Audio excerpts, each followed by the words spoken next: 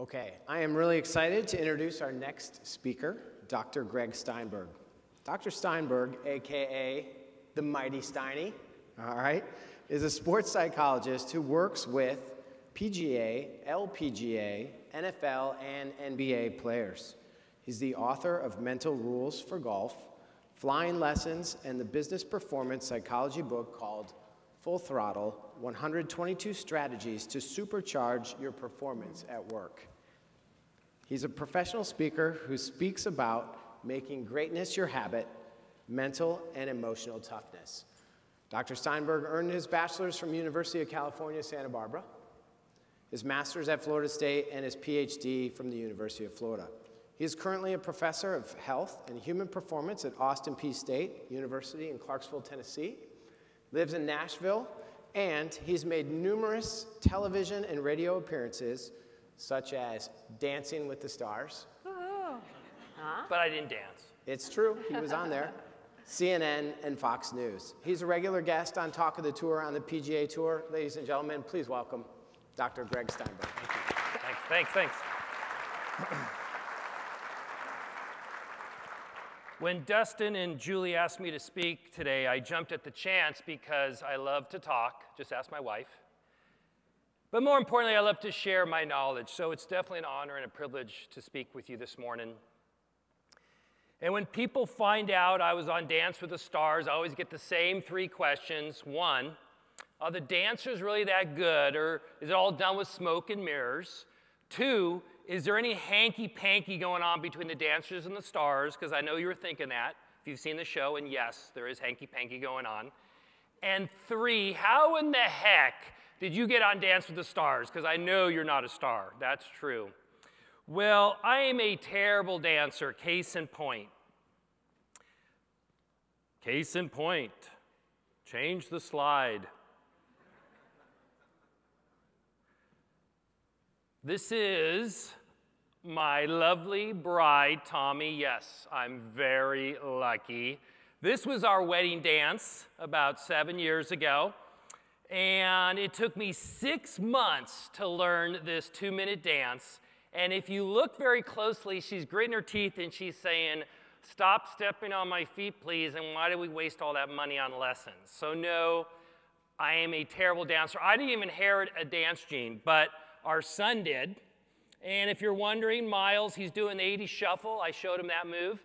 He is a great dancer. No, I'm a terrible dancer. I did not dance on Dance with the Stars. What I really did was I spoke about how these stars could handle the pressure. If you've seen the show, they learn a new dance week in and week out. They're not dancers. Some people say they're not stars, but that's a different issue. They're being judged, and it's live. So there's a heck of a lot of pressure. But that same pressure applies to your lives. In this field of business aviation, I spoke to a few of you before the event to learn about this business. That's what's so great about speaking to other businesses, is because I get to learn about your business and what goes on. And what I learned was there's a lot of pressures in your lives. For instance, some people who are pilots, they're asked to enter the managerial position, and there's a lot of pressure on them to be effective leaders. There's pressures on the spouses in this field because you travel a lot, and there's pressure on the spouse to run an effective household. And there's pressure on your business because the commercial airlines are trying to steal your talent. And Ed was talking about the pressure of air traffic controlling. And so this is just the short list. There's so much pressure on your life. So the question is, how can you handle this pressure? Because who you are is hugely important, and what you do is hugely important. How can you handle this pressure? And the easy way to say this is emotional mastery. When you master your emotions, you master your world. When you have the power over your confidence, the power over your fears, the power over your doubt, you have the power over your emotions. And yes, I know everyone's heard of this thing called mindset, and thoughts do influence your emotions, but if they don't, then they're not effective, because it's all about emotions. And when you have the power over your emotions, you have the power over your life. And I learned how important this power is when I was 15. Yeah, that's me. If you look very closely, those short shorts, they're coming back. Now, I kept them 50 pounds heavier. They're not going to fit. But I know they're coming back in style. And if you're wondering, that's not a hairdo, that's a hair don't. And I was living the gray life. I was on the tennis team. And one heartbeat later, my dad died. And I went from this happy-go-lucky kid to a troubled teen. I started getting into fights. I started yelling at the teachers. And luckily, the vice principal cared about me, and he called me in the office. He said, Greg, I want you to see Dr. Carlson. And I was like, I don't want to see Dr. Carlson. I didn't even know what a shrink was, and I didn't want to see him. But he insisted. So that afternoon, I got to see Dr. Carlson. And within 2 minutes, he knew it was blocking me, and he took this pillow off the couch, and he handed me this pillow, and he said, Greg, I want you to pretend this pillow is your dad. I want you to start hitting it. And I was like, I don't want to hit this pillow if it's my dad. I don't want to hurt him. He's gone. He goes, no, just do it. So I started hitting it, and I started hitting it harder, and all of a sudden I hit it harder, and I threw it on the ground. I stomped on it, and I yelled out this painful scream. And that was the start of my journey. And it took a while, but eventually I gained control over my emotions. I understood my emotions, and I went back that happy-go-lucky kid. And really, that was the watershed moment in my life because I vowed I want to understand how successful people manage their emotions and control their emotions and have emotional mastery. So really, for the last 30 years, I've researched, I've consulted, I've coached some of the great athletes in the world, like Brandt Snedeker is on the PGA Tour. If you follow golf, I've worked with NFL players. I worked with the University of Alabama football team. I've worked with NBA players. I worked with CEOs from Fortune 500 companies. I worked with financial advisors, and I've worked with folks just like you. And everybody asks me, what's the difference between someone that's pretty good and that someone is great in their field? Because these principles are all the same. It doesn't matter if it's sport, business aviation, or music. The principles of successful performance is all the same. And I tell people this. You have amazing talents. Everybody in this room has amazing talents, right? But sometimes you have emotions that push your talents down. Where other people who are hugely successful, they have emotions that push their talents up. They raise their game. What I call they have the right juice of life. And to explain this in a visual, and I do this in my class every semester, and I tell them this is on the test, so they listen. So this is on the test. Okay, here we go. Level 1 question. If I squeeze this orange, what comes out? Not juice. It could be pineapple juice. Orange juice. It has to be orange juice, right? If I squeeze it yesterday, orange juice comes out. If I squeeze it tomorrow, orange juice always comes out. Level 2 question. Why? Why does orange juice come out? Because it's an orange, that's close. Because you put pressure on it. The answer is because that is what is inside. Level 3 question. What have you put inside? If you put in fear and doubt and negativity, that's what comes out when you get squeezed because that is the human condition. We always get squeezed. We feel a lot of pressure in our life to be a great parent, to be a great business person. Whatever it is, we feel the squeeze.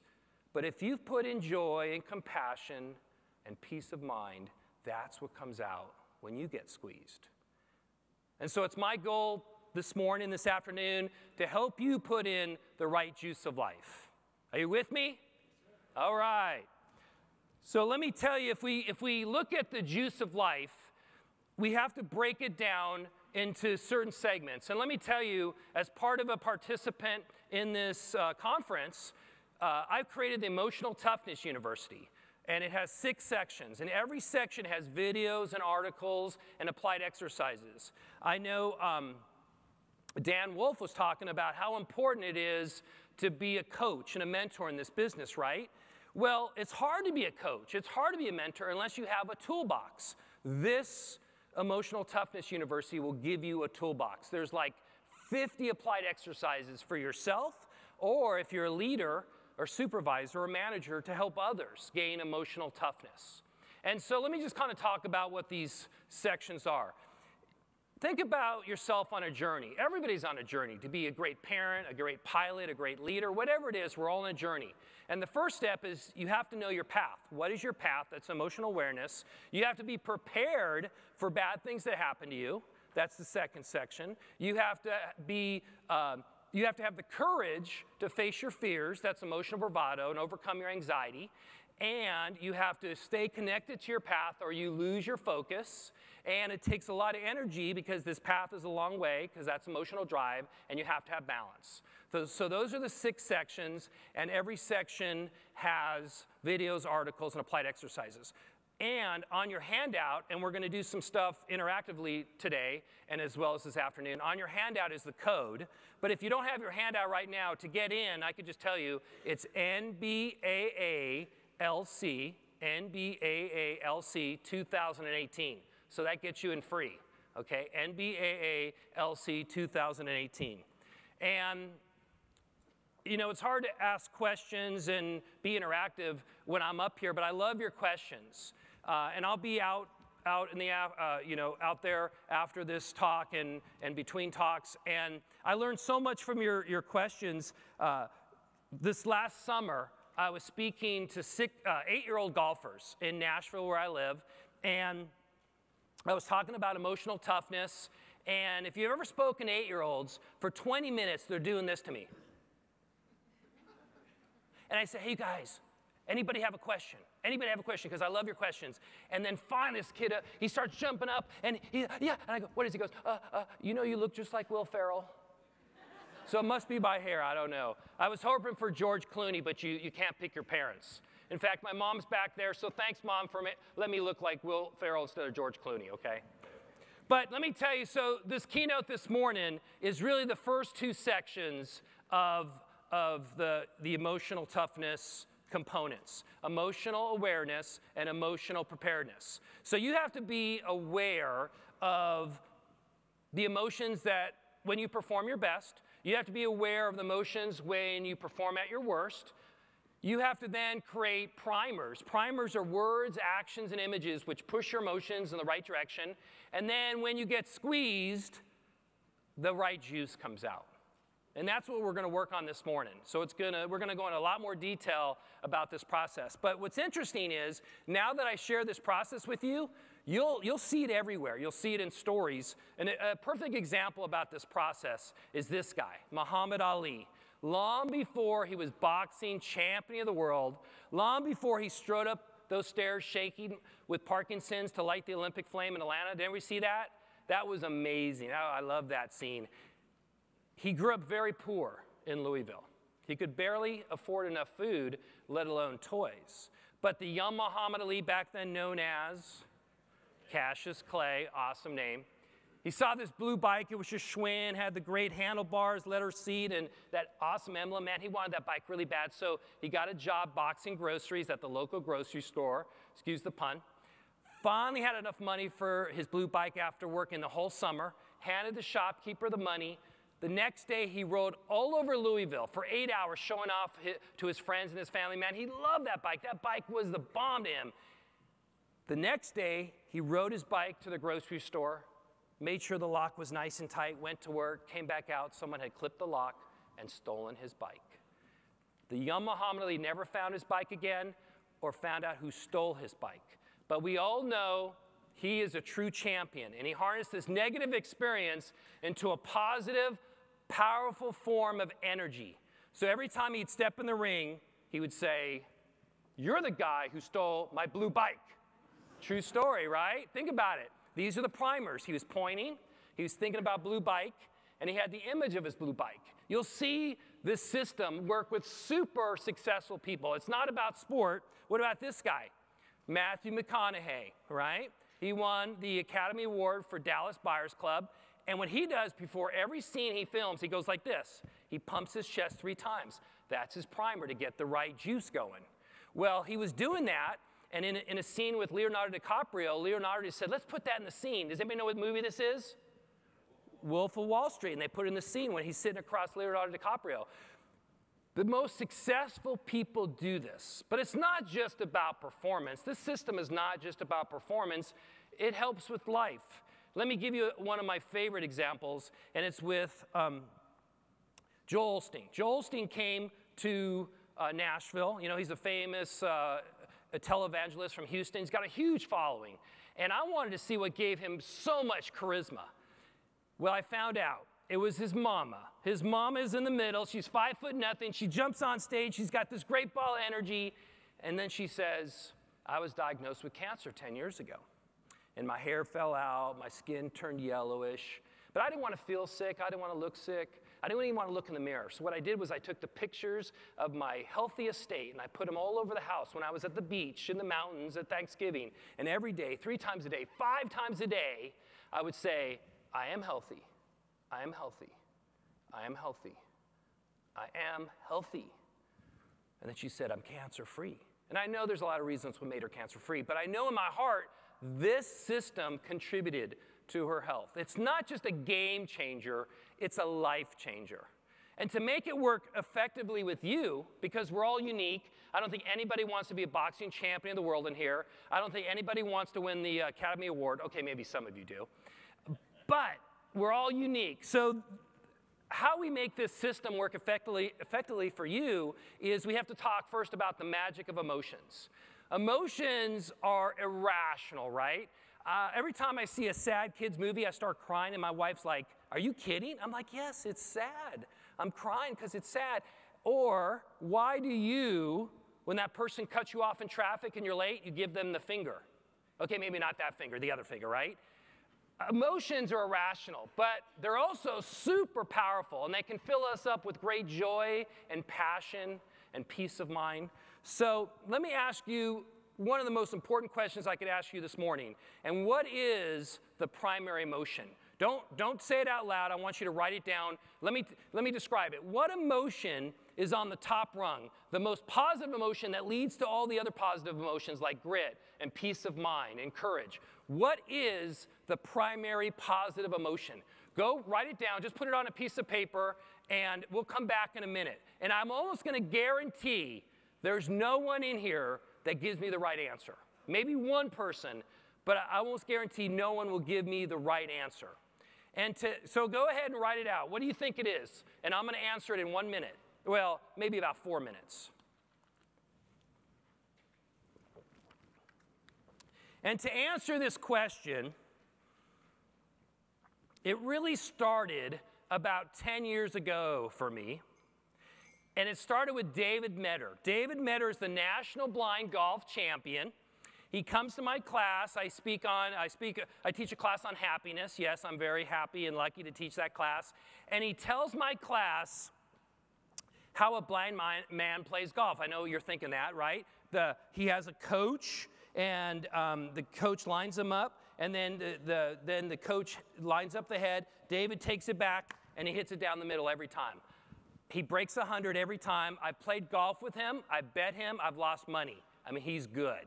And he tells my class about the horrific accident as well, how he's going over the hill way too fast. His car bashes in the windshield. His head bashes into the car bashes into the tree, and his head bashes into the windshield, and he's in a coma. And when he wakens in the hospital bed a few days later, the doctor's standing over him and says, David, you severed your ocular nerve. You'll be blind for the rest of your life. From the age of 18 to now 67, he's blind. And he tells my class before the accident, he was uncaring, unkind, unfocused. But the accident changed him to his core. And after the accident, he became much more caring, much more focused, and his heart grew.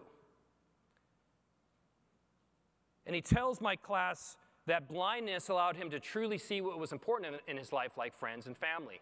He also tells my class he's the only man in America who could walk through Home Depot and never see anything he wants. But that's his joke. That's his joke, not mine.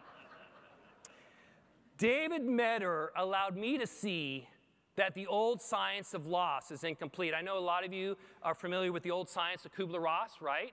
She interviewed these people that were dying and grieving, and they went through these stages: anger, denial, depression, bargaining, acceptance. Well, David just didn't bounce back. He just didn't accept his lot. He was not just resilient, he was super resilient. He transcended. He turned tragedy into transcendence. And if you look at the science of this, it makes sense. And if we look at nature. Forest fires are terrible. They're devastating. They burn down homes. I get it. But if you look at the science of it, it also clears out the brush that was not needed, and it supercharges the forest, and they grow from that. Actual seeds only germinate, certain seeds only germinate from forest fires. Here's another picture I took. Look at this beautiful bush growing out of this old stump. I mean, look at science. Tragedy turns into transcendence in science. So why not us? So I wanted to look at why people like David, how could they turn tragedy into transcendence? How could they be super resilient?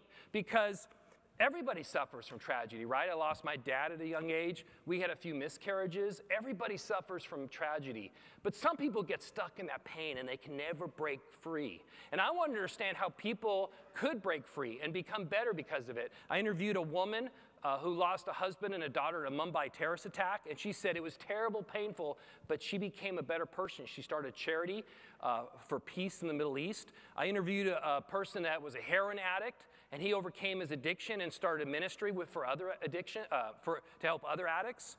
And what I discovered to my amazement was there wasn't 3 or 4 factors that led to their transcendence. Everybody I interviewed went through the same stages to transcendence. And it's this. There's this wake-up call. They realize that they're not on the path they should be. And it's almost like they said this. They got slapped in the face from the tragedy. And they awoke into their life. And now they realize they flipped the switch, and this terrible thing had meaning, and they must change their life. And because they must change, they get out of their comfort zone, and they realize strengths and talents they never knew existed. The 3rd stage, they released their genius, which led into their 4th stage. They heard their life song, their true purpose in life, their sweet spot. And now you know these stages. I know you've probably seen some of them, like the father that loses a boy, his boy for cancer, and he starts a charity. But I don't know if you knew all the stages. But you'll see them now. You'll see them in stories and books. You'll see them in tweets. Okay, not tweets. But you're going to see them everywhere. Here's a story you probably heard of that totally exemplifies these processes. Petra Nemkova was a supermodel. She was on the cover of Sports Illustrated. I don't know what makes a model super, but once you hear her story, she's definitely super. She was vacationing with her boyfriend in Thailand, and the tsunami came, and basically her boyfriend got swept out to sea, and he lost his life. But that wave was so powerful, it took Petra, and it raised her up so she could grab onto the palm fronds of the palm tree. But it also broke her hips. So she's in terrible pain as she's hanging on for dear life. But that didn't compare to the psychic pain, because as she's hanging on there, she hears these children crying, "Help me, help me." And you can imagine, she can't help them. They're goners. And when the water receded and she's in the hospital, she said, "This is my wake-up call. I got to do something for these children. I'm going to start a charity." Well, Petra never started a charity before, so she realized the strengths and talents she never knew existed. She became a great fundraiser, a great motivator, a great leader. And she started this charity called Happy Hearts Fund, and to date, it's opened more than 100 schools across the world. And this is at one of the school openings, and one of the girls there, she tells this story, comes up to her and she says, "Petra, you are our guardian angel." And she said, "That's some of the sweetest words I've ever heard." I don't know what it is, I don't know why, but I believe that the chaos in our lives blocks out all the noise and distractions, and then we could hear our life song. It's really the great irony, is this darkness in our lives shines the light. And the light is our essence. It's truly our essence that we all seek, that we all need. And if you really want to know what the answer is to what the master emotion is, I've already told you, and it's purpose. Purpose is the master emotion. Did anybody write that down? See? Nobody wrote it down. Do you know why? Because nobody believes it's an emotion or thinks about it as an emotion. But I'm going to convince you by this morning that it is. But let me first give you an example. You come out of the grocery store, and you see this woman. She has a sign. It says, "Needs food," and she has 2 kids. You know this is the real deal. And you take out a 20, you give it to her, and she grabs your hand, she goes, "God bless you, God bless you, God bless you." What do you feel at that moment? Well, you feel compassion, you feel joy, but you feel purposeful, full of purpose. Purpose is an emotion. It leads to courage. It leads to grit. It leads to everything you're seeking in your life to overcome the pressure, to become super resilient. It leads to everything. And if you look closely, it's in our history books. And I tell this story, and this story is totally apropos for this group. But I love this story. It's about these two bicycle makers. And they're in a race, a worldwide race, not to build the best bike, but to build the best flying machine. And France has a team with the greatest engineers and all the money. England has a team with the greatest engineers and all their money. Well, these guys, they didn't even have an engineering degree. They didn't even go to college. And they're taking all the money from the bicycle works to fund their flying machine. But they win the race. And everybody knew what I'm talking about, right? The Wright brothers. And everybody knows this famous iconic picture, 1903, Kitty Hawk. But do you know how long they flew for? 18 seconds. 18 seconds, that's it. That did not change aviation history. That's what we think it did, but it didn't. Because Orville and Wilbur Wright said, that's not going to change anybody's mind. We got to fly a lot longer. And they said, if we fly, we can never fly again together. Because if we crash, then our dream is going to be gone.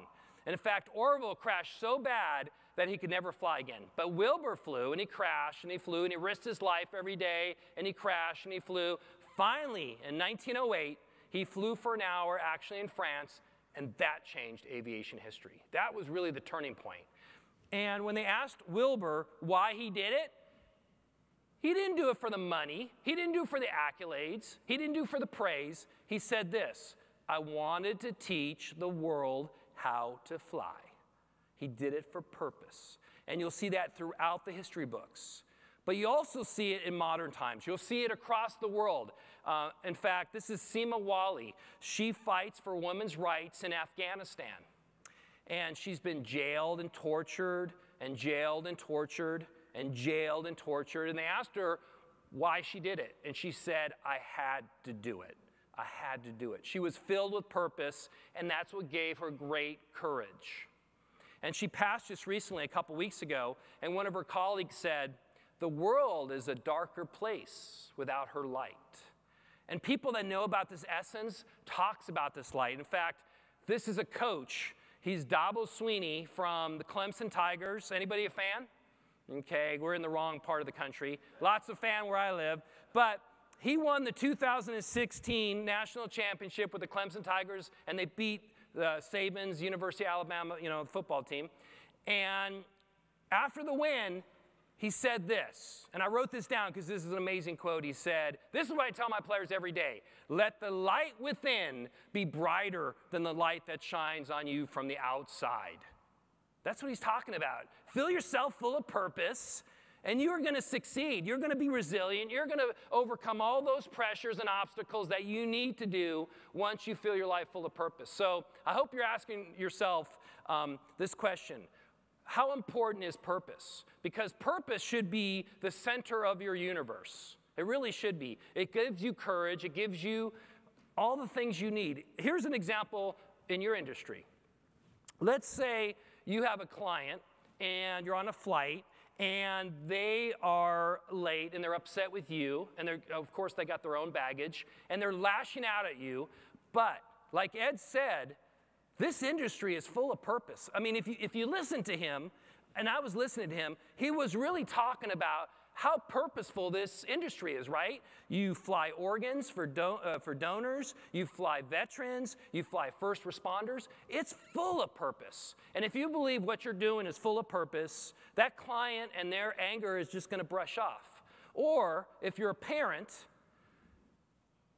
and your kid is spoiled, like mine is, and they're acting out again, but what you do, and you know being a parent is purposeful because you're trying to raise a kid full of integrity, then you're going to be totally committed and not give in to your kid.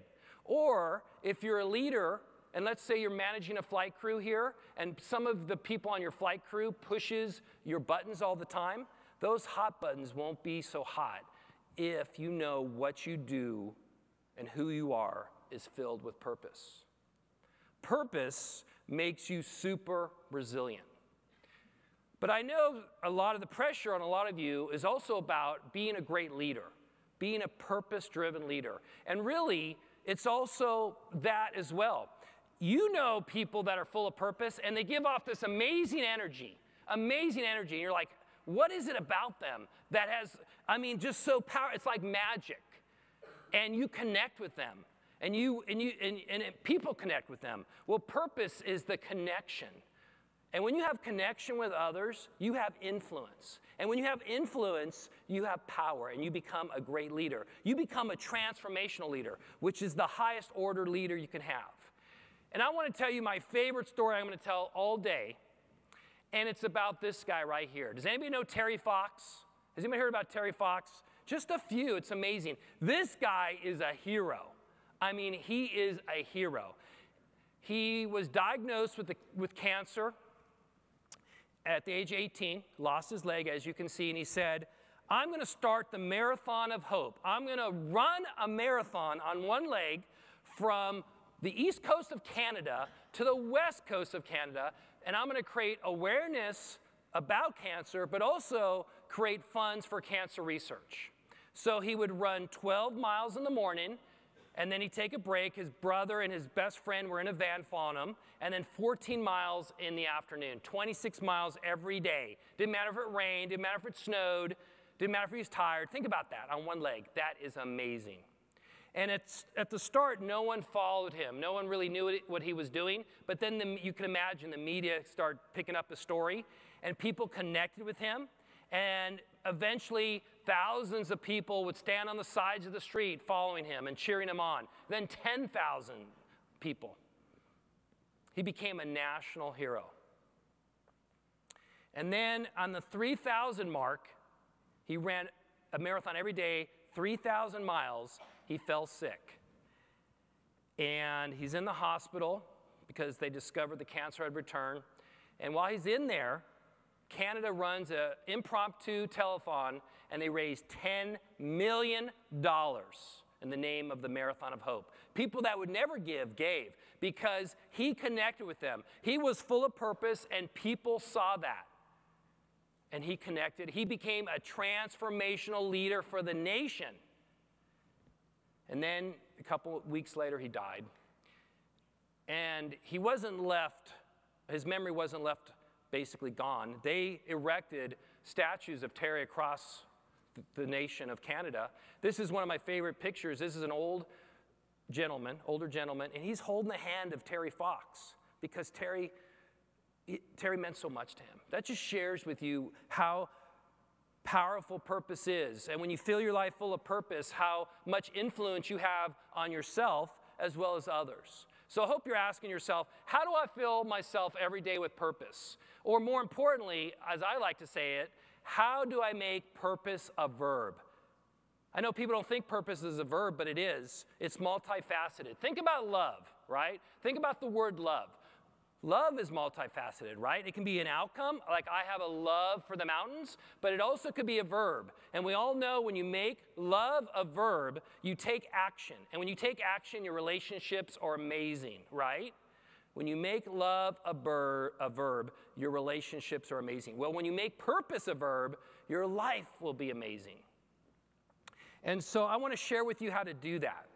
And again, as Dan Wolf was talking about, coaching is really one of the key ingredients to this field, right? Mentoring, coaching.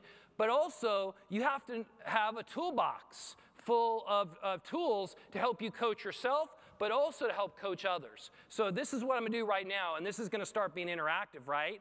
I'm going to share with you one of my tools that I always use when I coach people, and this afternoon session is going to be full of a lot of tools in terms of helping you coach others as well as yourself.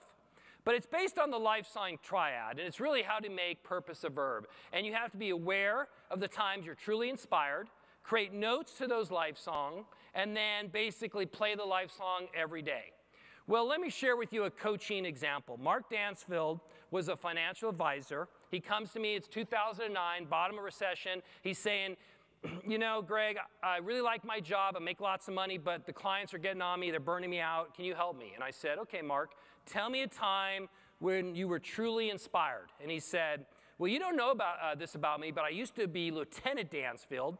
I was a medic in Afghanistan. One night, they flew Private Williams to my makeshift ER. Well, Private Williams was on the lookout. He was in a Humvee on top of a hill. He saw his colleagues getting ambushed in a small village, and he basically drove down there, busted walls, bullets flying everywhere. They jumped in the Humvee, but he was riddled with 5 bullets. And they flew him to our makeshift ER, and he said, there's no way a guy with this much courage is going to lose his life. So we worked on him for a few hours, and then he was in a coma for a week. And when he awoke, he gave me the thumbs up. And he said, that's the time I was the most inspired. And I said, why? He said, because I was saving lives. I said, let's do this. Let's create notes to your life song. Your buzzwords are going to be saving lives. You are going to, let's get a picture of you in your Army fatigues, put that on your iPhone, and then this is going to be your action. Remember Muhammad Ali? Same kind of process. And every time I said, when you take a dive and you feel a little burnt out, say saving lives, go like this and look at your iPhone. And he said when he got squeezed and when he was feeling a little burnt out, guess what came out? Not orange juice, the right juice of life came out because he was using a process that works. So here's when it gets really interactive. And the more you engage in this process, the better it's going to work. So everyone has a handout. Now, if you don't have a handout on your table, you can just write this on a piece of paper. But you need to write it down, okay? It's real important to write it down, as you'll see. So the first step that I want to engage you in is, and I'm going to come in the audience and ask a few of you, so be ready for this. Write down a time when you were truly inspired. It doesn't have to be at work. It could be anywhere at home. It doesn't matter. But just describe in 2 sentences a time you felt truly inspired.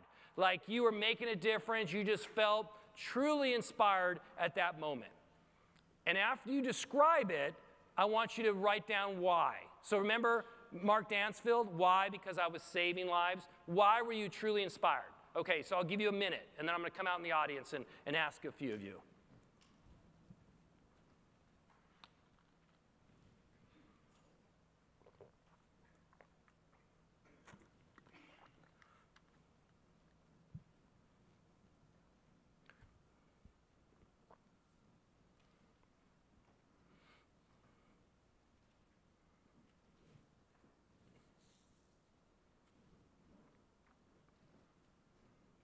So make sure you have the why. That's very important. Why were you truly inspired?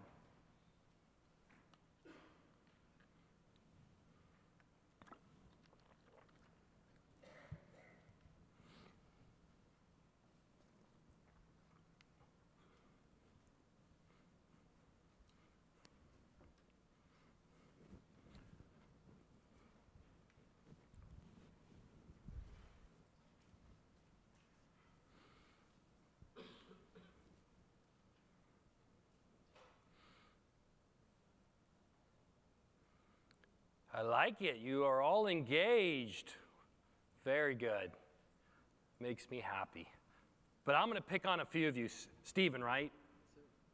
You're okay with me asking you a question? Because if you're not, I'm asking you anyways. Yeah, right. This is the most fun I have all day. Yeah. So go ahead. Oh, I got to use the mic. So Stephen, tell us the time you were truly inspired. Just in the last 2 weeks, I was training my trainers on my team to become flight planners, and I was inspired by them because I was able to help them gain a new skill and become empowered and learn something new. Because you were making a difference, right? Making a difference. Yeah. And that made you. How'd that make you feel? Felt great. Full of purpose, right? Full of purpose. Purpose is the master emotion. Yeah. Great. Okay. How about a couple more? Let's see. Nicole, tell us the time you were inspired. I can hold it. Okay, thanks. There was a random child crying in the park, had no idea why he was crying, and my daughter, who was a toddler at the time, just walked right up to him and said, "It's okay," and gave him a hug. Right. And then why did that make you inspired? She didn't flinch, she didn't hesitate, and didn't do it for her own benefit, just wanted to make someone feel good. But it made you inspired because you were raising a child full of compassion, right? And that's awesome. Yeah, that's great. Okay, couple more, and we'll then move on. Okay, how about Ken? How you doing?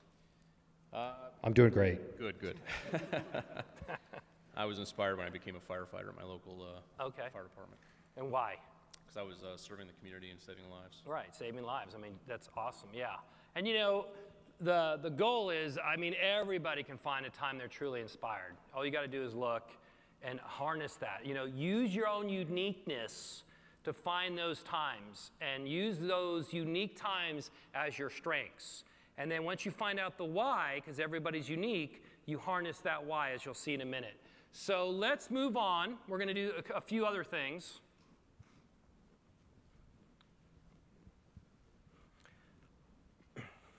Thanks for those that contributed. So I want to talk a little bit about primers. Primers are super powerful if you have them to your advantage. And they're words, actions, and images, as I spoke before, you know, with Muhammad Ali and Mark Dansfield. But think about a primer that is the most powerful. It's music, right? Music can make you super happy, or it can make you sad. It can get you up and to dance when you feel tired. I think you can relate to this situation. I flew into Raleigh about a month ago. I was doing a gig, and I was tired. I just wanted to get to the hotel, have dinner. It was late, and it took me 45 minutes to get the rental car. I don't know what took so long. And then I get on, you know, the freeway, and there's traffic, and there's construction. I get off, and I'm just, I don't know, it probably took an hour, which should have took 15 minutes. And I'm starting to get upset, and all of a sudden, that song comes on the radio. And for me, it's Move Like Jagger by Maroon 5. I love that song. It just gets to me. And all of a sudden, I start doing the thumb bop, and I start doing the finger roll. I start doing the chicken. You know the chicken, right? I start doing the lip thing because it's Jagger. And I don't realize I'm doing it, but I keep on doing it. I get to a light, and I turn, and it's a cop. And a cop's looking at me, and all of a sudden, I knew what he was thinking. He was thinking, that guy is one hell of a dancer. So you get that picture, right? So let's do a little fun to show you the power of primers. So I'm going to divide the whole room into two sections. Right here, you guys are Group A. That's your letter. You guys are Group B. Okay, what's your letter? A. What's your letter? B. Oh, I love this. Okay, so A, B, okay. So what A, you're going to look at the screen, and B, turn away from the screen for just a minute. So turn away from the screen. Okay, this is your word. Okay, now Group A, turn away from the screen. Okay, now Group B, this is your word. Look at the screen. Okay, now everybody look at the screen. Okay, what are you guys thinking about? Okay, chicken. You guys had chicken. I'm hoping soup. What are you guys thinking? You guys had wash. Who thought chicken soap over here? You need to see me.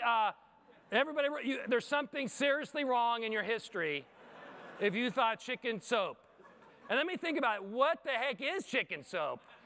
That wouldn't taste so well, but whatever. Maybe that's bouillon. Okay. Think about the language of words is really the language of emotions. You're working with the client, and you say this about your client. He complains a lot. You have kind of a negative emotion, but you could also said, he makes lots of good suggestions. Same thing, right? If you say it that way, positive emotions. Words are the language of emotions. Or you're talking about a colleague, and you say, that colleague's confident. That's positive, right? Or if you say that colleague is arrogant, that's negative, right? So you must be the master of your emotions by being the master of your words. And so let's do another one. Here is the power of actions. Okay, group, what do you guys, what's your letter? Oh, I love this. Okay, A, fake a smile, because I know it's fake. Just fake it. B, give me a scowl right here. Get the scowl and the crinkle. Okay, actual experiment. We showed you this cartoon. The real reason dinosaurs became extinct, right, because they were smoking. The asteroid is totally overblown. It was because they were smoking, right? Well, the actual experiment was that the people that faked a smile, even though they faked it, their laugh-o-meter, they enjoyed this cartoon more than people that scowled, right? Because our actions influences our emotions. You know, for instance, and I tell my students this, even when you sit up in class, when you're taking a test, you actually release hormones that make you feel more confident. And to speak about hormones that make you feel by actions, let's do this because I know you guys need to do this. Everyone stand up for a minute. All right, shake it out a little bit. You've been sitting for a while. Okay, now do this. Take 3 quick breaths. Go. Okay, don't pass out. Okay, don't you feel nervous when you do that? Right? Now do this. Take 3 slow breaths.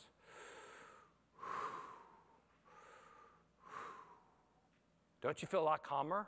Just breathing affects your emotions. That's a powerful action which influences your emotions. And if I made you put you in the doggy Zen position, you would feel, this dog is so relaxed, let me tell you that. Okay. It took months for him to learn that. All right, you guys can sit down. Thank you very much. All right. So the other one is the power of images. So in the true experiment we did, one group, they saw images of older adults. The other group saw images of younger adults. But the true experiment is we had you walk down the hall.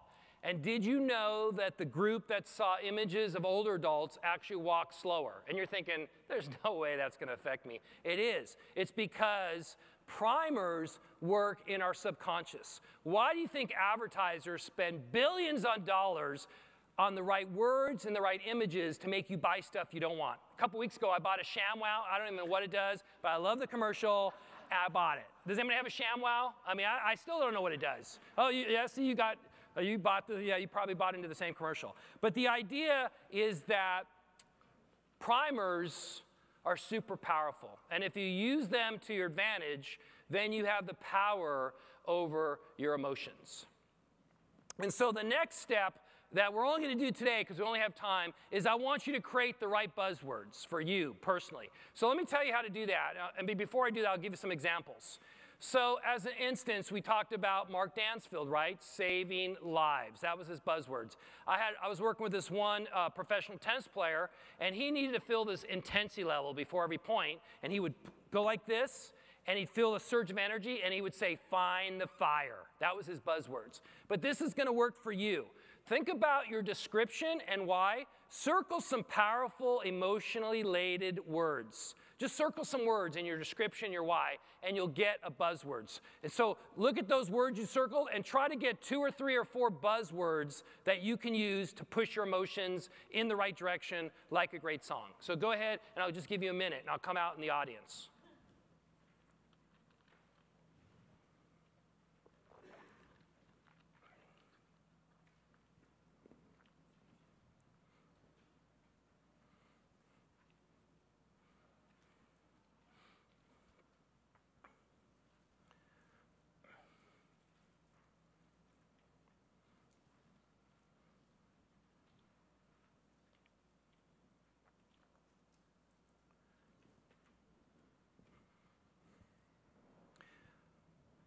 And just make it 2 or 3 words. That's all you need.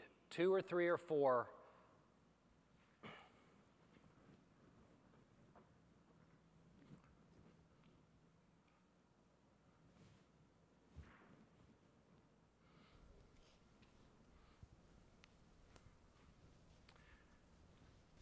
Okay, so I'm going to pick on this side right now. Don't feel bad. I'm going to pick on the other side after this.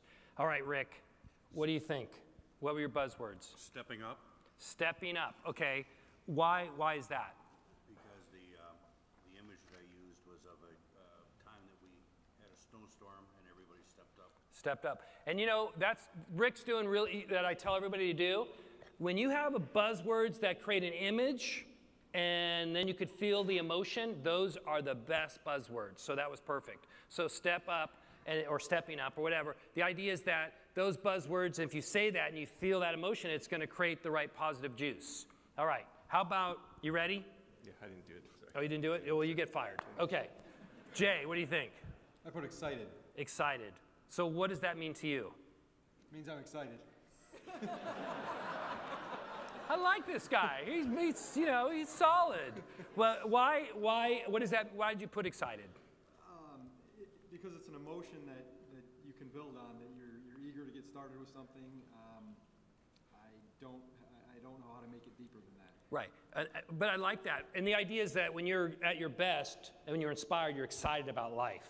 So you could also say, you know, create the excitement, you know what I'm saying? So instead of just excited, like make it more action, create the excitement. And so every day when you get to work, I'm gonna create this world to be exciting, right? Create the excitement, so then it becomes action and powerful. But you're on the right step. I'm gonna tell a story this afternoon that talks about what you just said. Okay, one more. All right, let's see. Michael, what do you think? My buzzwords were purpose, people, and help.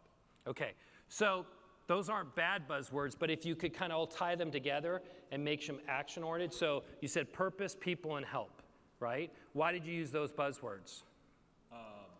Well, just coming up from what inspired me was kind of helping somebody through a problem throughout their life, a personal problem with alcohol, and you know, was able to get them back on track.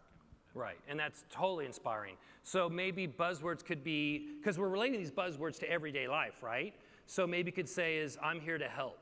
You know, like, doesn't matter what situation is, I'm here to help. See how that makes you kind of feel good and it relates to that situation? So the idea, again, this process is really tough, and this is just the starter step. But if you find the buzzwords that really resonate with you and images and actions, it's like that song. So that when you aren't feeling so great and when the client yells at you or your flight crew is upsetting you or whatever situation it is, you can find the right juice. And so you could be at your best. And so with that being said, I know I didn't ask everybody, but let's do that right now. Everybody stand up one more time. And on the count of 3, everyone has to tell me their buzzwords. 1, 2, wait for it, 3. Oh, those are great. Okay, you guys can sit down. So it's only fair if I tell you my buzzwords and my situation. So about 10 years ago, I was speaking at Millbrook School. It's this prep school in upper state New York, and everybody, all those kids go to Harvard, Yale, and Princeton, so you know the type. And they have to play 3 sports, and most of them can't even play 1 sport, so you know the type, right? And I'm speaking in the chapel. It's this beautiful place up on the hill in a chapel, and I'm talking about mental toughness and emotional toughness, and they're all doing like this to me, just like you guys are right now. And all of a sudden, and I'm not kidding, I got outside my body, and I said to myself, you're doing a great job. And I thought, why was I so inspired at that moment, right? It's because I wasn't trying to prove that I was a great sports psychologist or performance psychologist. I was just sharing my knowledge, just sharing. So my buzzwords are just share. I think about those kids' faces because it resonates in my mind, and I go like that. That's my action, that's my chapel. And so I do that before I speak. The whole day I said, I'm just sharing my knowledge today. I do that. That's how I play my life song, day in and day out. That's how I play my life song. Whether I go teach, it doesn't matter. That's how I find the right juice. And it's true. I was on Dance with the Stars, but the story started actually, I was in the car wash. 5 o'clock on Friday, I get a call, and I'm like, I'll just take this. I don't know who it is.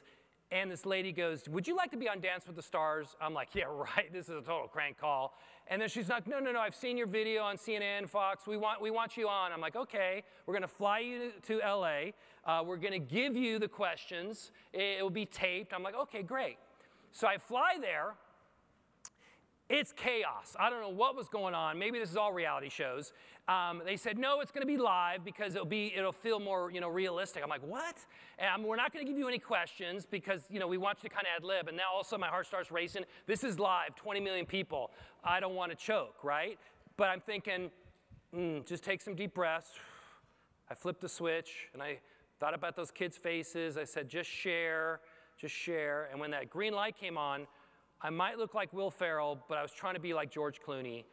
And I thought I did pretty good. I don't know if you saw the episode, but it was when Barack Obama was dancing with Sarah Palin.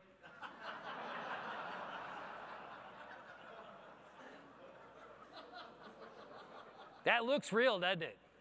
No, they weren't on, but that is looking real. Only if the Democrats and Republicans could get along that well, right? We'd be doing pretty well. But the idea is that this is a really powerful technique. And you could do it as a preset. Before you go on a flight, you got to get the right emotions. You have your buzzwords, your actions, your images. You could do it as a reset. Maybe you have a bad flight or had a bad interaction, whatever situation you're in. You don't want to carry that negative baggage because it weighs you down. You got to get a reset. You got to have some mechanism to let it go. And this acts like that mechanism with the right words, actions, and images. Or after a long trip, you need the recharge, right, for your family, because you need great energy for your family. So it can be used in so many different ways. And it's so powerful. It's so powerful when you have the right words, right actions, right images. It can really change your life in the best way possible. But with that being said, let me just end with a story that happened to me. When I graduated college, I moved to Kauai. And I don't know if you've been there, but it's called the Garden Isle, and it is a paradise. And that's Waimea Canyon in the back, waterfalls everywhere. When you go snorkeling, the fish are yellow and green, and the birds are red. I mean, it is a paradise. And I was playing golf or surfing, and then at night I was waiting tables. I mean, I was living a great life, right? And then 9 months later, I started waking up at 4 in the morning, and I started getting this feeling like, it felt like a hole of anxiety, depression. I don't know, maybe you feel that. I don't know why I was getting that. I was living on, paradise. I was living on Kauai and doing everything I wanted. And then I was watching this show. It just came on the air. You probably heard about it, Oprah. Okay, don't judge me, please. And she had a psychologist on that show, and the psychologist was talking about a client he had, and he was saying, describing the same emotions that I was feeling, and he was saying, your physiology is calling you out. And I'm thinking, yeah, my physiology was calling me out. I must change.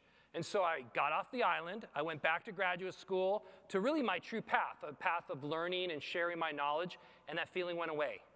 It vanished.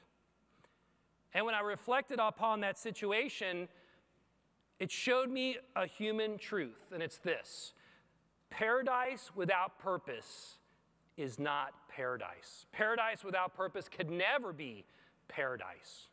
But more importantly, paradise is not out there. It's not an outcome. It's in here.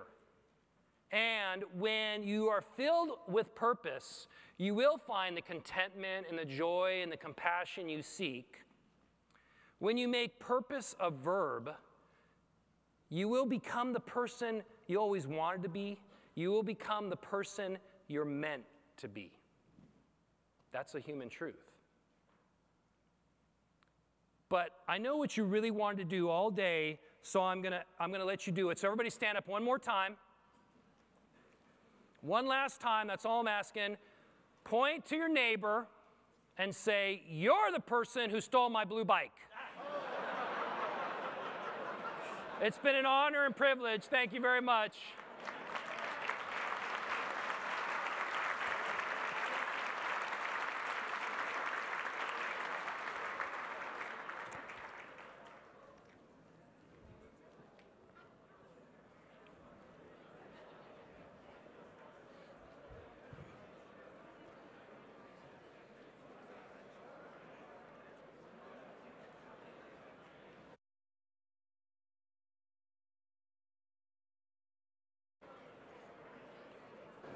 Would you be okay taking a few questions?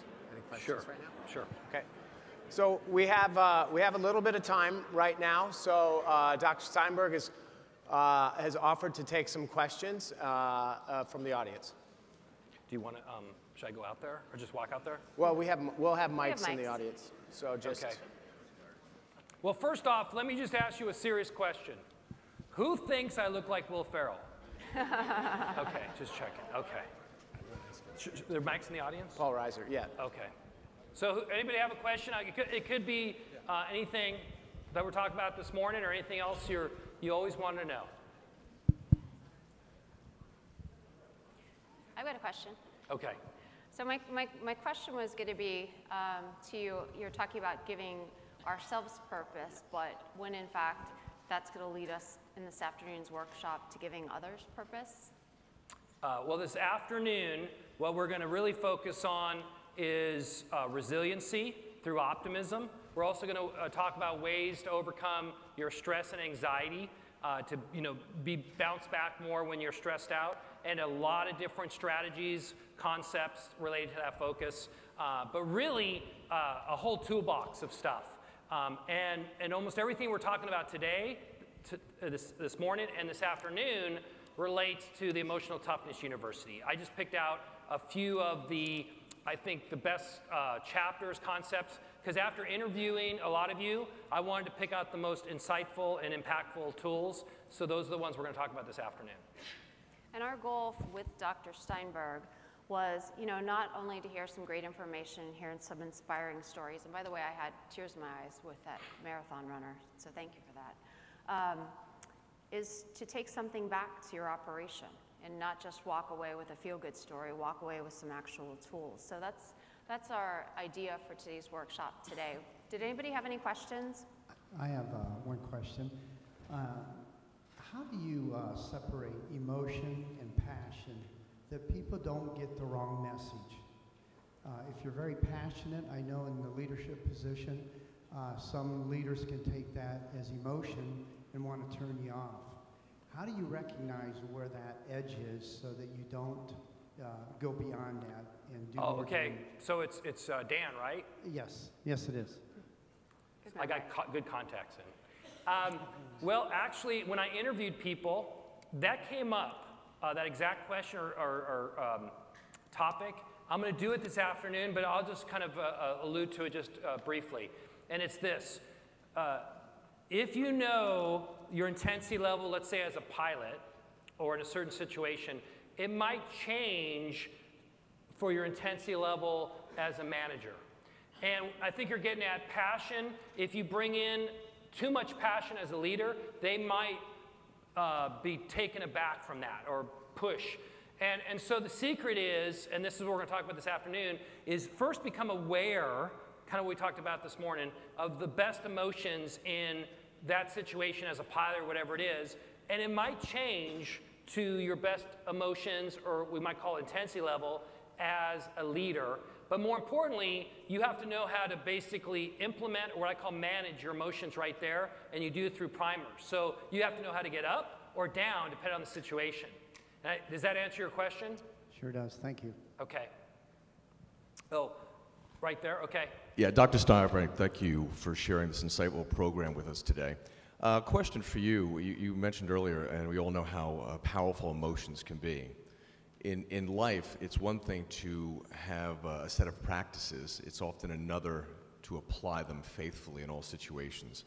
Have you run into situations where even your own techniques have failed you, and you've had to really fight back to the practices? And how do you recommend that we do that, and that we don't allow life to sneak back in the way it does and win that war? Yeah. No, I've never used anything that fails. No.